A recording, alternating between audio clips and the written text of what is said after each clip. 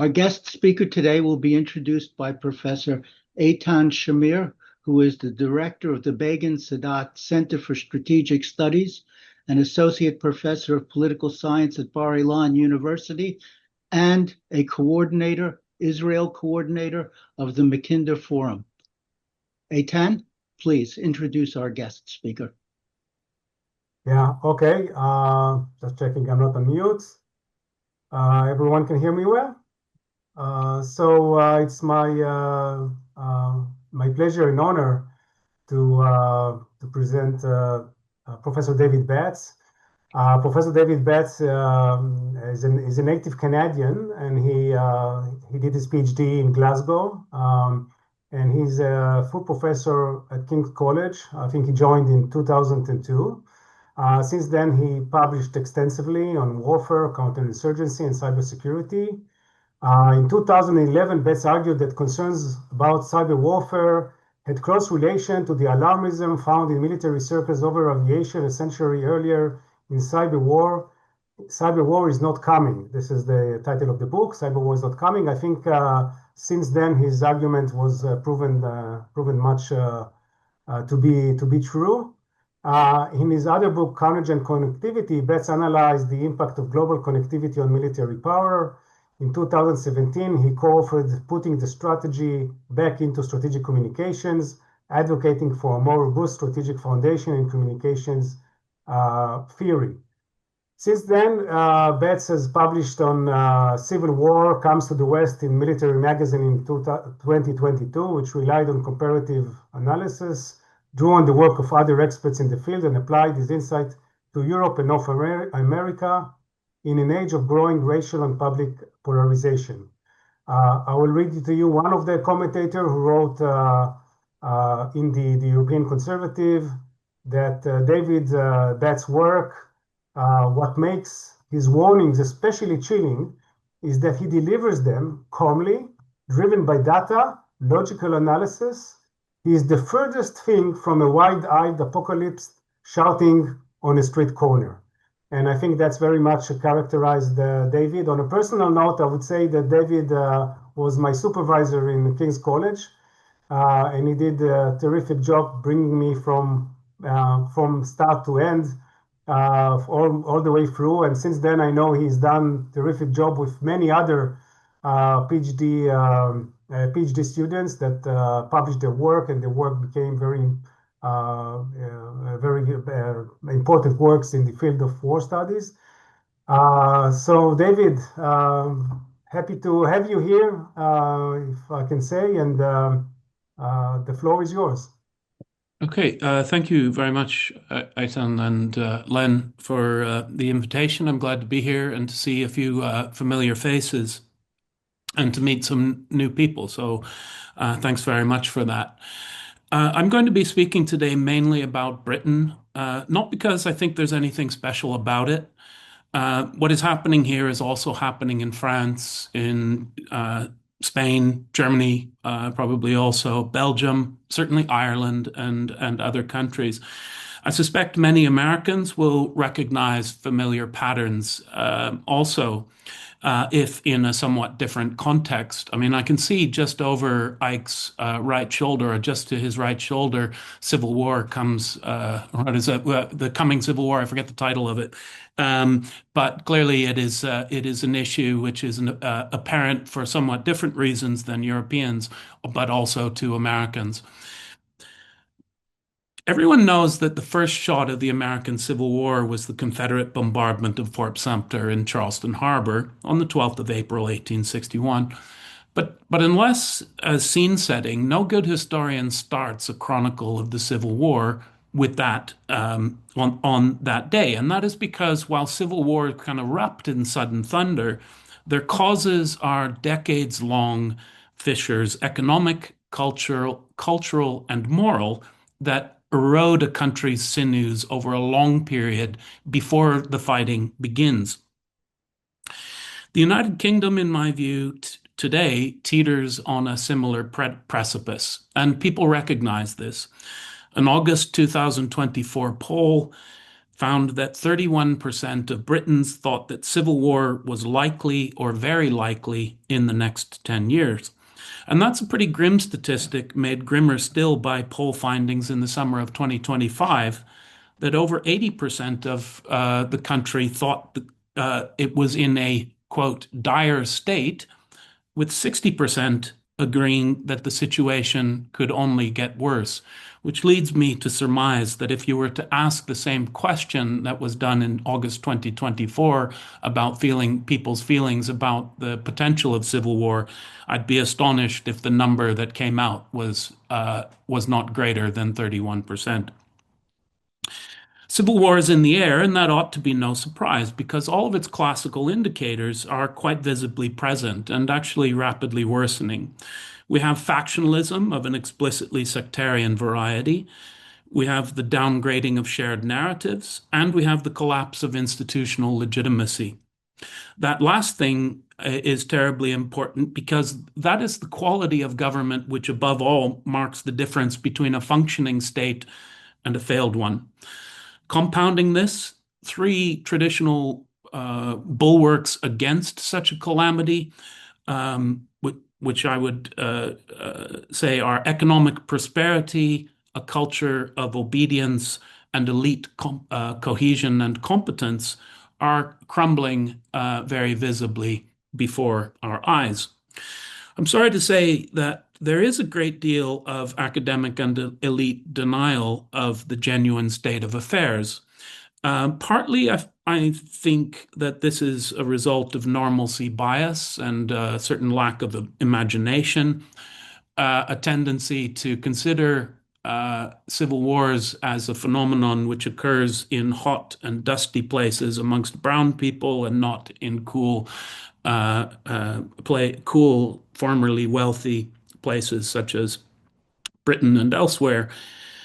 But partly, I think it's also simply fear. The situation is so desperate, and I think that people are reacting to that. Well, essentially, I think a lot of people perfectly understand what is happening and what is very likely coming, and they're petrified by it, which they should be.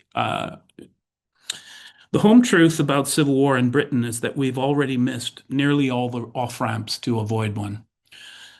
Over the last 30 years, the British people have performed a feat of forbearance that's unparalleled in history. The problem is that, as Karl Popper warned in The Open Society and Its Enemies, unlimited tolerance leads ultimately to the disappearance of tolerance itself. Basically, you cannot forever abide the intolerable without inviting the abyss. The British spirit, stretched beyond and abused beyond endurance, is now recoiling, and in that lies the seed of strife. This is not an abstraction. It's the pulse of the streets. You don't have to work hard to find these views. You could probably walk around. I know in my own hometown, I can walk around to the closest pub and find people and find easily people who will explain the reality of the situation. If you're not a pub goer or you're a sort of general misanthrope that doesn't want to talk to people, then you can simply look at the news and see inter alia things like the riots that scorched Southport and other cities in the summer of 2024, the Unite the Kingdom March more recently, the continuing migrant hotel protests, some very recently in southern England in the town of Coburg, and also in the national flag raising campaign, which is about to start ramping up again. I am here to report. In part, this is spontaneous fury. More importantly, I think it's a slow eruption across fault lines that have been deepened by years of elite indifference to native plight, particularly of the working class. The working class in Britain has had have had their livelihoods shattered by deindustrialization. They've been besieged by cultural inundation, and utterly unforgivably, their children in the hundreds of thousands have been preyed upon by primarily Pakistani community-based sexual torture networks over a period of many, many years. Still today, there is a school teacher who formerly worked in the northern town of Batley who is in permanent hiding on account of death threats aimed at him for having engaged his students in a discussion of free speech and pictures of Muhammad. In Birmingham, a couple of months ago, a scandal emerged over the banning of the Israeli football team on the basis of essentially police lies on behalf of local Muslim communities, which were seeking to ban Israeli athletes and Israeli citizens from attending a sports function in that city. I think also very important development for people to follow is the Danish government's reporting over the last 2 years on economic data concerning the impact of mass immigration, which tends almost perfectly to reinforce the conclusion of the Oxford scholar Paul Collier in his important book from 2012 called Exodus, which was an account of the cost of mass migration on both sending and receiving societies. He concluded in that book, I think it's reasonable to summarize that he concluded of mass migration, don't do it. And his argument why that was the case is essentially twofold. He argued that it's economically damaging in terms of average well-being, that being a finding which the Danish data is now confirming very clearly. Secondly, he said that you shouldn't do it because it destroys social capital, in which view he was informed primarily by the scholarship of the American scholar Robert Putnam and his important work on social capital. So what did Britain's government do after the publication, or after 2012? Well, as you know, it added about 10 million people to the country. Opposite these voices, which are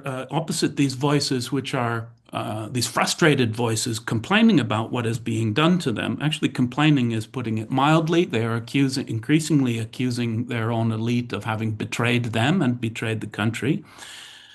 Opposite these voices, you find a progressive phalanx which demands yet more tolerance for a multiculturalism that is long since curdled in public opinion, and moreover, one which voters never asked for in the first place. In the absence of a positive argument, the government offers increasingly hardening thought control measures, two-tier justice, a new digital ID scam, which they insist is not mandatory, but will practically be impossible to conduct normal adult life without signing up to a digital ID. And of course, yet more facile attempts at narrative management.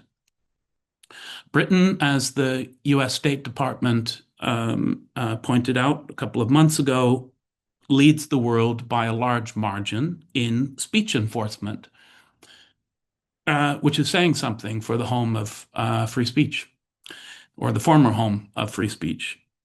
People protesting child rape in Britain have been more harshly punished than child rapists. Diversity is our strength remains the government dogma, even though social science has shown this consistently to be untrue. In short, two tribes now eye each other across a growing chasm, and on one side, they're shouting, "We want our country back," while on the other side, they're saying, "Why? What are countries good for anyway?" At first glance, the argument here might seem anywheres versus somewheres, or elite versus street, or blob versus mob. There are various ways of characterizing what is occurring, but there is certainly an elite versus street or elite versus mass dynamic to the situation, which is very apparent. The thing is that Britain is not returning to the politics of liberal consensus anytime soon. At best, I think what lies ahead is a form of of quasi-imperial management of society, rival communities administered, policed, and periodically placated in various ways in a rather Ottoman manner. A kind of brittle stability that may last for a time, but will ultimately rest on coercive control rather than cohesion. In fact, I think we're already in that stage. It's actually not even in the beginning of that stage. At worst, most likely, in fact, the uneasy interregnum of is likely to be a staging ground for civil war. And the problem is that once politics falls to the logic of the tribe, which it has basically now done, the distance from political rivalry to violence is shorter than many people are willing to acknowledge. Let me give you some numbers. People like numbers, or they feel convinced by numbers more than they do than the kind of passing impressions of old professors. In 2023, the British Social Attitudes Survey found record high lack of trust in the country. Only 9% of Britons professed that they fully trusted politicians to tell the truth, while 72% agreed with the statement that politicians are only in it for themselves. Problem is that trust is the basis of social capital, which is to the functioning of society what money is to the economy, which is why serious countries with serious leaders treat social capital as vital or more vital than economic capital. We do not have a serious country, or we do not have serious leaders who understand that.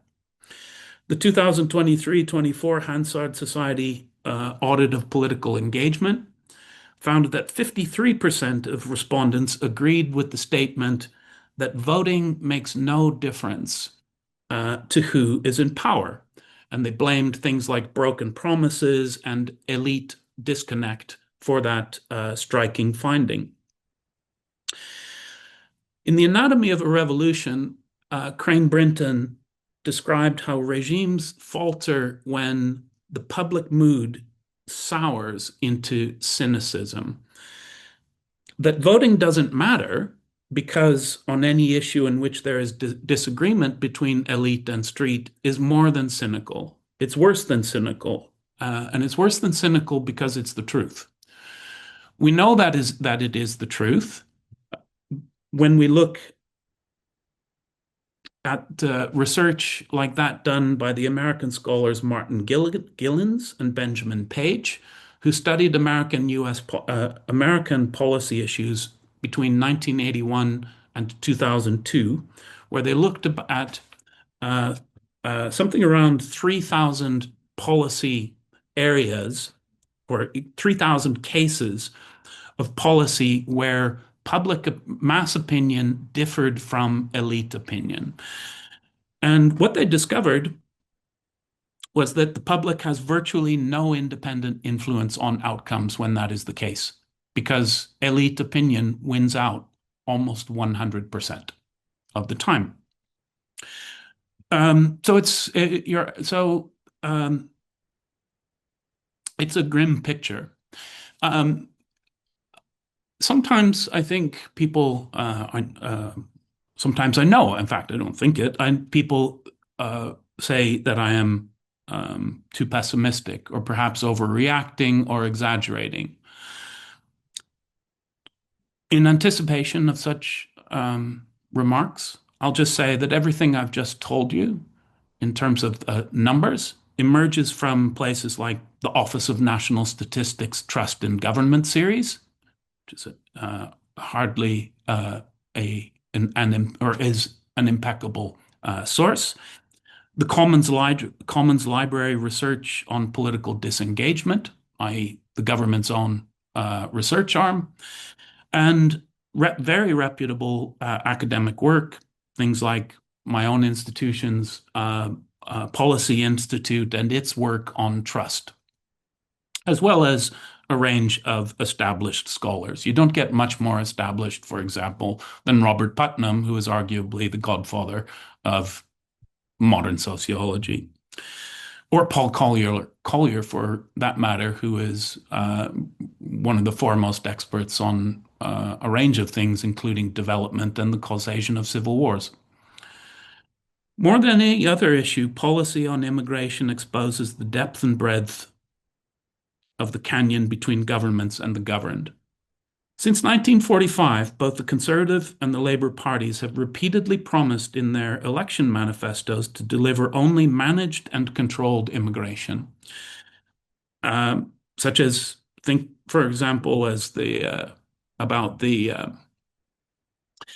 Conservative Party's 2010 pledge for tens of thousands in net migration, or the Labour Party's 1997 commitment to, I quote, balanced inflows. Yet both parties oversaw periods of net mass migration exceeding 200,000 annually for about 17 years each. It should be no surprise why people feel betrayed. To say one thing and to do completely the other is the textbook definition of betrayal. It actually serves also for an illustration of hypocrisy. According to Great Replacement theory, white European populations are being systematically replaced by non-white immigrants through deliberate policies of mass migration and higher birth rate amongst minorities. The idea, derided in polite company, according to a 2023 survey by Unheard and Focal Data, is one that 32% of UK adults believe is real. Again, if you were to take that survey in 2026, I would be astonished if the number was not significantly northward of 32%. Civil War scholars, such as Barbara Walter in the United States, in her recent work, Civil Wars, How They Start and How to Stop Them, talk of downgrading, which is a more polite term than replacement, but means functionally the same thing. It is essentially definitionally the same phenomenon which is being described with these two terms. For Walter, downgrading refers to a situation of status reversal, not just political defeat. Dominant groups go from a situation where one moment they get to decide whose language is spoken, whose laws are enforced, and whose culture is revered, to a situation where they do not. There are so many examples that one might give for the existence of downgrading that it's hard to choose just a couple. But I'll do so. A month ago, or a month or so ago, a moderately Christian group was forbidden to conduct a march through the Tower Hamlets area of London on account of it being offensive to the largely Muslim population of that part of London. And the fears of police, probably very well-grounded fears, were that this would lead to violence on the street, which the police obviously wished to avoid. So the march was not permitted. Yesterday, a mass gathering of Muslims occurred on Trafalgar Square, in which to end at the end of an iftar celebration for essentially a mass prayer. There were critics of this, as you can imagine. This morning, the Prime Minister deplored such critics and labeled them as being divisive. If that's not obvious downgrading and two-tierism, then I don't know what is. A more famous example, or a further back example, but I think of an even more obvious and telling example, is an admission by a fellow named Andrew Nether, whose name will mean nothing to most foreign people. In fact, probably doesn't mean much to many British people, but he's important because he was a political advisor to Tony Blair. And he, in an interview done in 2001, if I recall correctly, admitted that the intent of mass immigration was, to quote, to rub the right's nose in diversity and render their arguments out of date. Again, this is a fairly clear example of downgrading and also a very stark and open admission of intent. Therefore, I think people are not crazy to think that they are being replaced or that they are losing their country. They're drawing correct conclusions for the most part about who is responsible for what is happening to them. It remains something of a mystery why Britain has been broken. I mean, why? Did it deserve it? I don't think it does. It did, but the fact of its brokenness is a fairly bipartisan and widely held belief. The fact is also that people are increasingly angry. I think up until relatively recently, let's say up until the last 2 or 3 years ago or so, one might have described the public mood as more apathetic or resigned. But that is shifting really, really rapidly, as the polls suggest. And indeed, as any kind of systematic discourse analysis or systematic observation of what people are saying would suggest, that the narrative is shifting very, very quickly to anger. Legitimacy's fall and its consequences, though, are not abstract. And they can be seen, they can be measured by social scientists, and they have been measured. One of my go-to measures is the Edelman Trust Barometer, which has been running for many, many years. I think they've been running for 30 years at this point.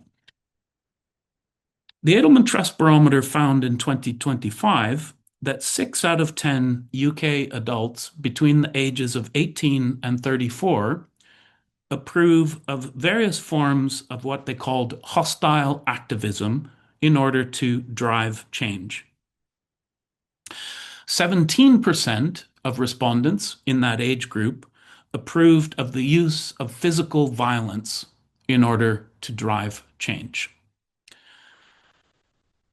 According to the Office of National Statistics, as of 2023, the population in the UK in that age range is 13.25 million, of which about 2.25 million we can surmise from the data above or data just presented, are prepared to contemplate some form of political violence. In that case, I mean actual physical violence. How many might convert from contemplating to acting? That is a key. That is a key question. Bottom line is, I don't know. But when I think about examples that could give us some hints, it gives me a certain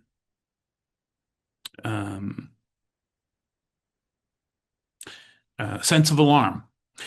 If you recall that in the 30 years of the Troubles, it is estimated that IRA recruited between 5 and 10,000 adherents out of a total Catholic population of 5 to 700,000, right? So the population increased during the period of the Troubles.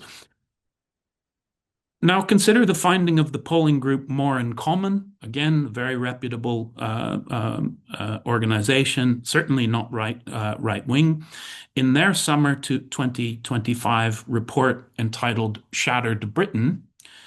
They found that 38% of all respondents agreed with the view, when I think about our political and social institutions, I cannot help thinking, just let them all burn. 13% of respondents agreed with that statement very strongly. That's good news, right? You might think. After all, 100 minus 38 means that 62% of the country does not want to burn it all down. No, it's a disaster. It's a complete disaster. Insurgency theory since the days of Lawrence's Science of Guerrilla Warfare has concentrated on the idea that in a society that is drifting towards civil war, there are three important groups. There is an active or three important groups of people. There is an active minority of people who are seeking to tear down the establishment, who want to burn it all down. There is a neutral majority and another active minority which is seeking to maintain the status quo. Well, we have something like 13% in the seriously contemplating in the active minority burn it all down phase. Again, these are not statistics I'm pulling out of thin air. That's from a very reputable organization with a perfectly plausible methodology. It's generally thought that insurgent victory requires 1 to 2% of the population in the active burn it down category. Much of my research over the last couple of decades has focused on insurgency and counterinsurgency, in which role I have been involved in a couple of simulated insurgencies. I was involved in a group working for the UK MOD, which developed an insurgency simulator. So we could play through insurgencies in given societies. And I have to report that in those simulations, we would usually stop the simulation when the burn it all down, the active burn it all down category went over 4%. Because that was just a complete triumph for the insurgent player to have gotten that many people to that point we'd usually say that insurgent victory was partial or possible when they hit 2%. So these are frightening numbers, I think.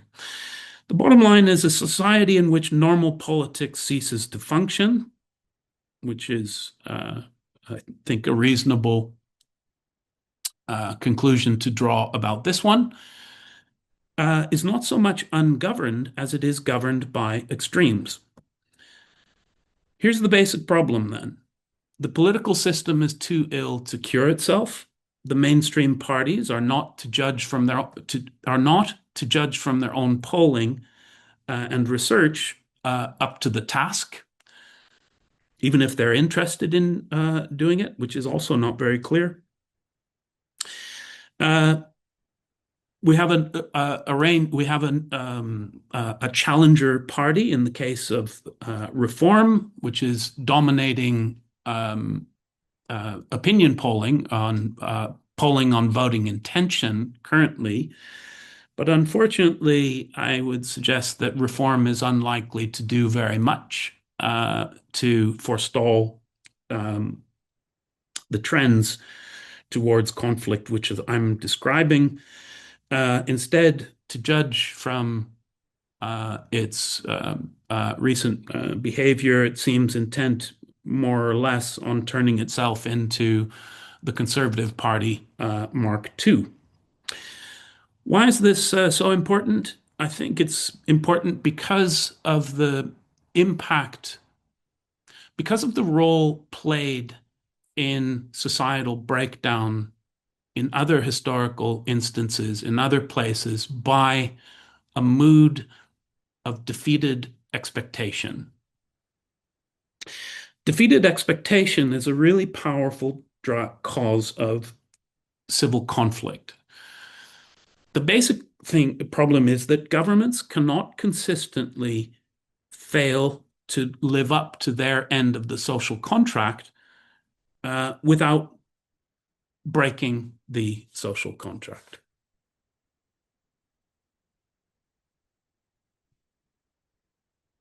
To promise, in short, to acknowledge problems, to promise reform, but then to fail to deliver on them is a very dangerous combination. That was, in effect, one might argue, the trap into which Mikhail Gorbachev fell. The peril of the reformer is that once you acknowledge the problems and your intention to fix them, then people's expectations can accelerate much more rapidly than your ability to deliver on them. Now let's turn to Keir Starmer. Keir Starmer is not a smart man, nor is he an honest man. He is certainly no Gorbachev. He actually, I think, has no, in my opinion, just to be, if I've not been controversial enough, I don't think he has any actual affinity for the country. And I say that because I don't know how else to interpret his response to the question posed to him prior to his election by an interviewer who asked whether, given the choice, he would choose Davos or Westminster. And it required approximately 1 microsecond of thought for Starmer to confirm that he would obviously prefer Davos, because that was the place where important people discussed and solved important problems, whereas Westminster, in his own words, was simply a tribal shouting place. I don't think this betrays much affinity for the country of which he is the Prime Minister.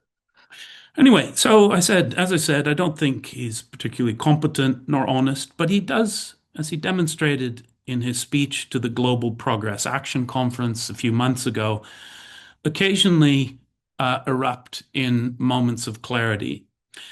He framed the causes, as, in his words, populist fiction, a kind of miserable, joyless, demonstrably untrue argument. Starmer mapped the coming battlefield in terms of its stakes. He said Britain's soul was threatened by predatory grievance. In short, I think that Keir Starmer also recognizes that civil war is coming.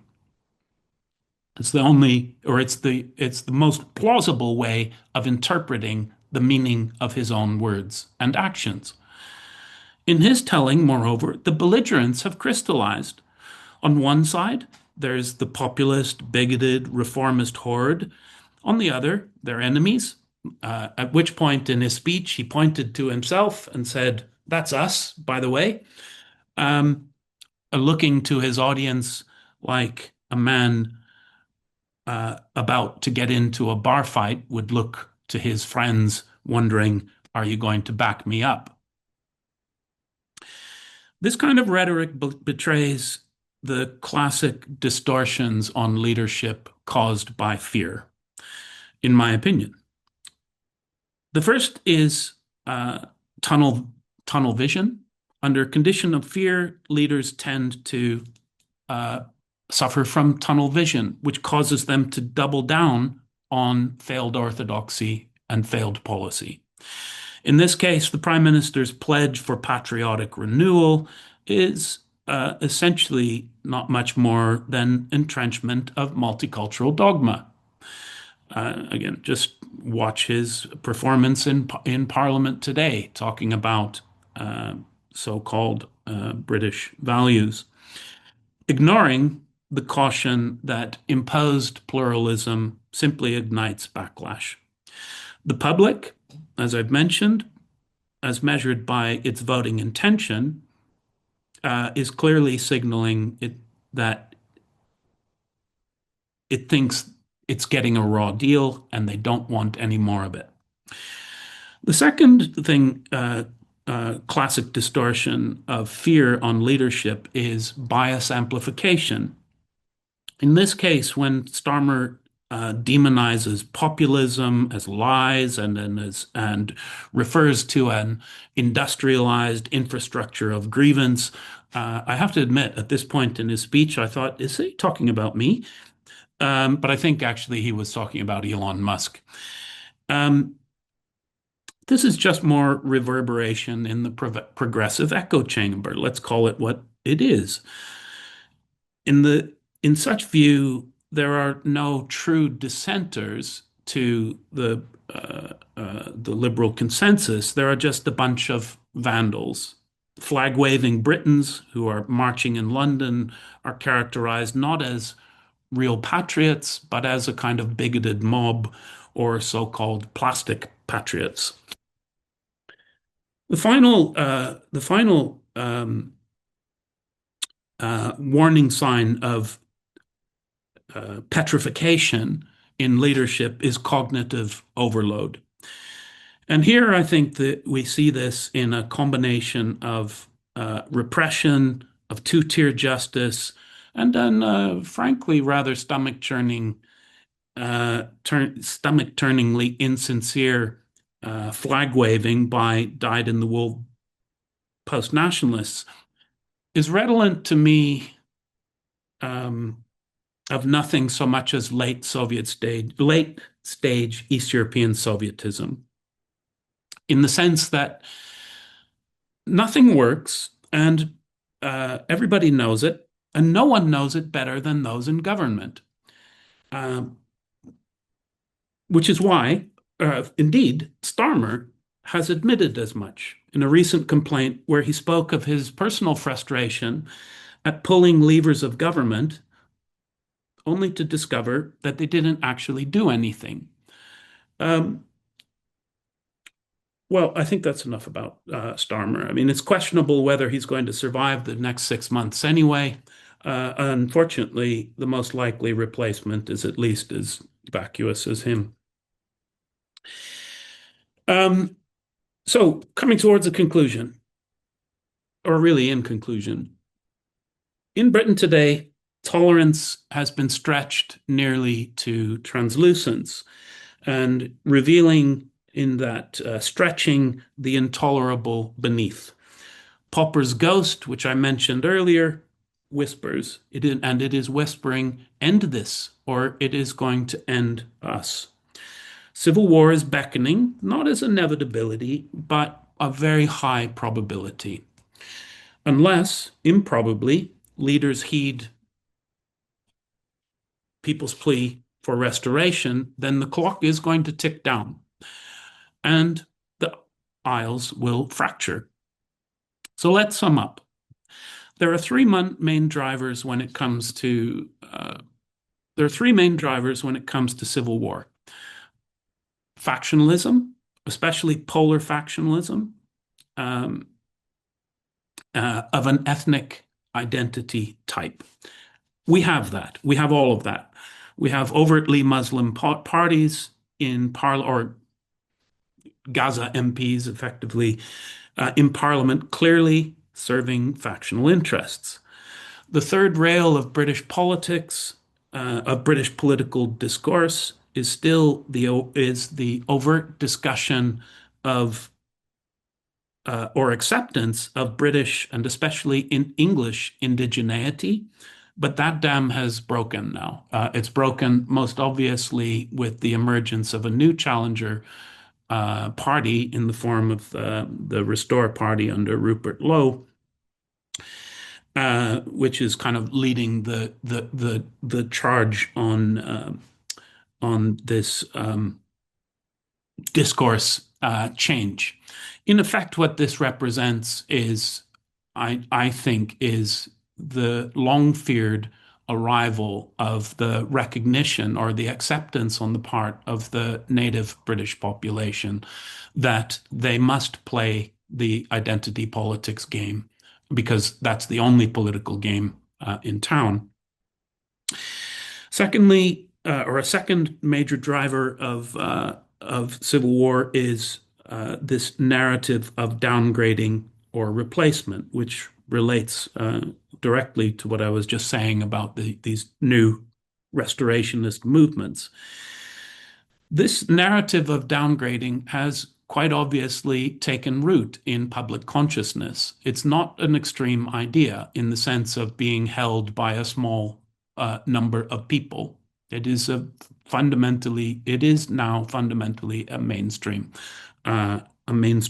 idea. And thirdly, there is the loss of faith or the loss of legitimacy. That is the belief that the system in itself is fair and that it works.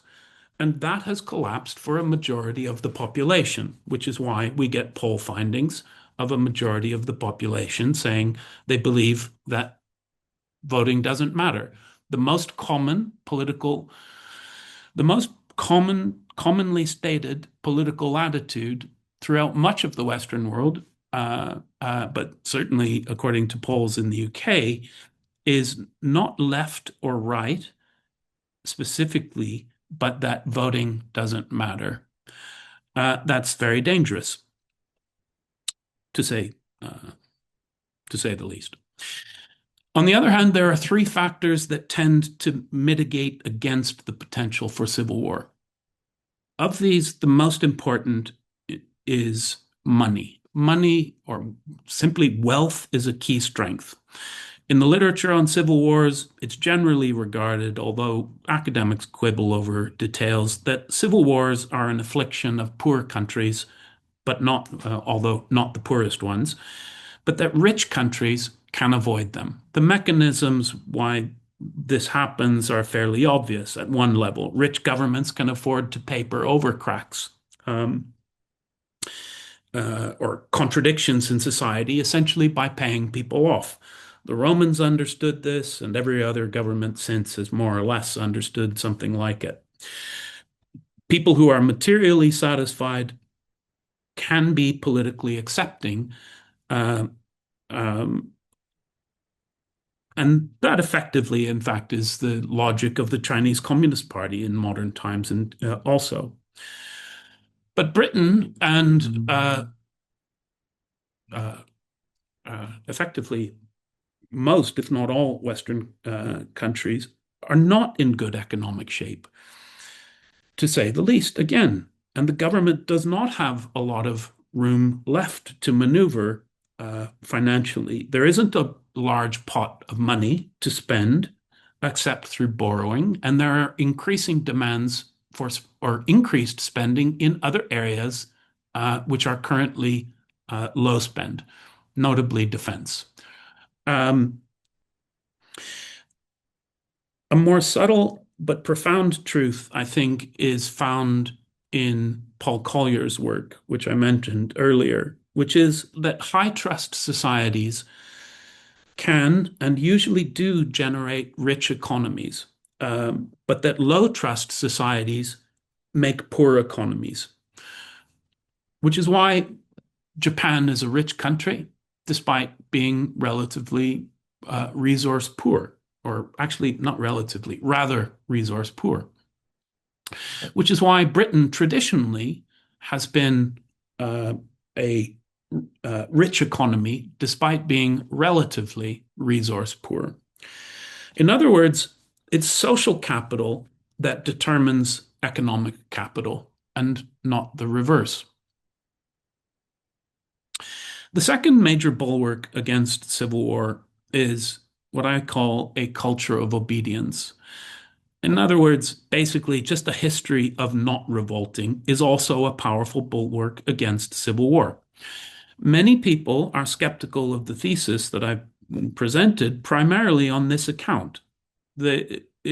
Britons, unlike, say, the French, for example, do not revolt. It's not part of the kind of British way of things. The problem here is that we're in the fifth or sixth decade now of an elite-driven project of cultural deracination, basically what Nether was talking about and admitted to, which has largely succeeded in transforming the base culture. So if you make an argument that tolerance is a British value,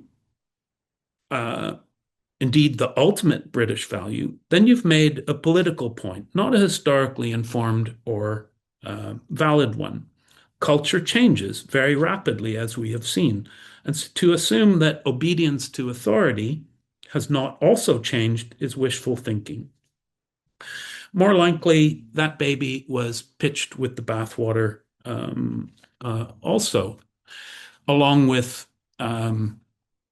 what I would describe as genuine British values, which things like phlegmatism, appreciation of fair play, the stiff upper lip, and bowler hats. Thirdly, a third major bulwark against the outbreak of civil war is the existence of a unified and competent elite. Another serious strength if you have it. The problem is we don't have a competent elite. We have a deeply complexified society which has grown unmanageable.